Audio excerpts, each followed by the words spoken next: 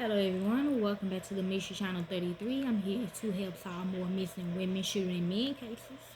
We'll be talking about Errol Lindsey, Jeffrey Dahmer victim. This case means a lot to me. Jeffrey Dahmer and his victims, they mean a lot to me because this should mean a lot to me, okay? So I'm gonna put some videos in there. Errol Lindsey actually came to me for a psychic reading and I told him not to go. So, don't know what his circumstances was. Maybe he was kidnapped. I think he listened to me. I believe in my heart he listened to me. So I don't. He didn't do it, but I think he did get kidnapped. Okay. Now, the reason why I was the only one to speak up for him during the case, because I was there through the cases and stuff, through the trial, is because I was the last person to speak with him. Okay. So, who was Jeffrey Dahmer's victim, Errol Lindsey? Okay.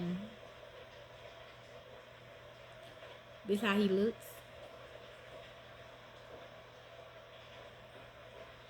His body still down here is downtown. We used to have apartments downtown.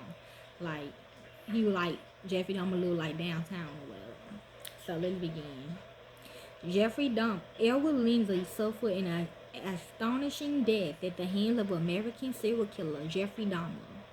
Jeffrey Dahmer, also nicknamed the Meraki Cannibal, raped, murdered, and dismembered 17 boys and men ranging in age from 14 to 32 from 1978 to 1991.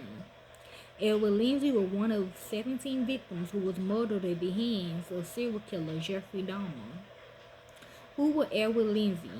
Errol Lindsey lived in Milwaukee, Wisconsin, USA, and was just 19 years old at the time of his murder. Those who knew him described him as an upstanding and generous individual who loved helping others and took pleasure in making new friends. True. Errol was known to be a young man who was quite popular among his friendship group, was very close to his family, especially his mother and sister. What happened to Errol Lindsey?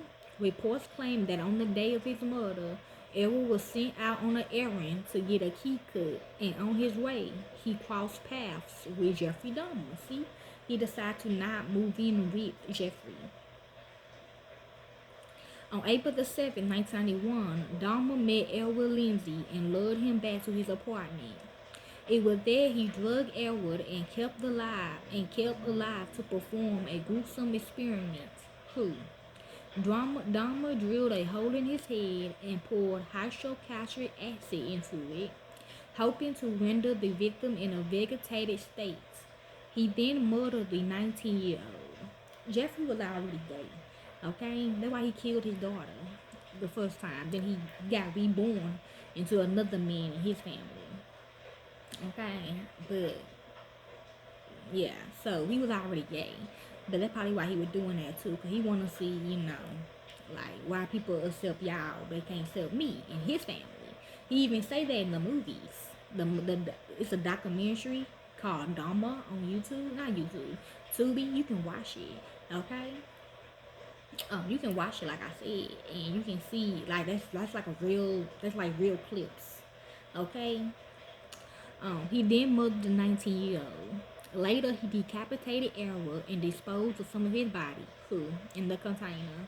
He had a lot of them in there, Jeffrey Dahmer was arrested months later on July the 22nd, 1991, after one of his victims, Tracy Errolls, managed to escape and led officers to his apartment. Because all my friends told me set him up, so I did. Okay, and I got away with it, and I testified against them and everything. Cause all the gay men were going missing in my city, so I decided to set Jeffrey Dahmer up. Yes, I did. After Dahmer was arrested in July 1991, the police found Errol's skull and identified the victim through dental records. Who is Rita Isabel? Rita Isabel is the sister of Errol Lindsey. After the brutal murder of her brother, Rita has spent the last 30 years coming to terms with his death. Okay? No, I really haven't though, but yes, okay.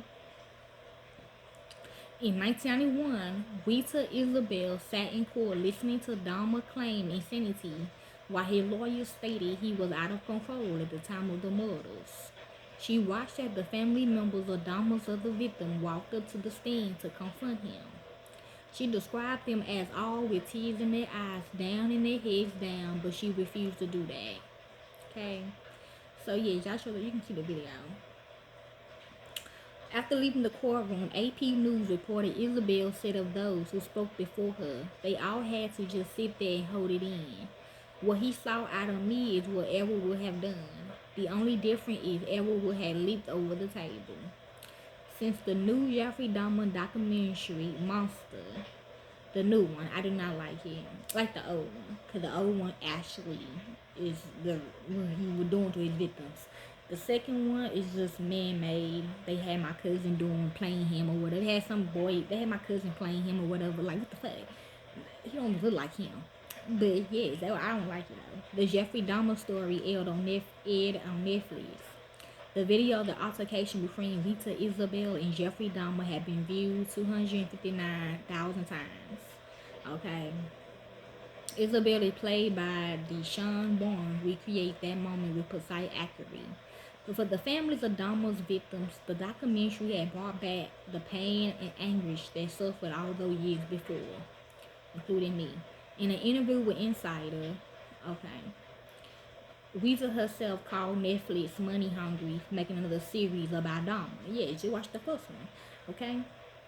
She claimed she didn't give permission for her altercation to be portrayed by an actor, and she didn't even find out until she saw the clip online. Okay, so yeah, that's basically it. Y'all want me to do more of Jeffrey Dahmer series? I will. I don't do this for the fame or the money. I do it because it's what I love to do. And to the real families of these victims, corporate America was set shot up. Thank y'all. Be safe. And the reason why I do this is because it need to be talked about. The fuck? People just put it on the rug. No. It's time for everybody to know. Some people don't even know. Especially young gay men growing up. He mainly targets them. Okay? So they need to know these things. Okay? Most High accepts all. Thank you.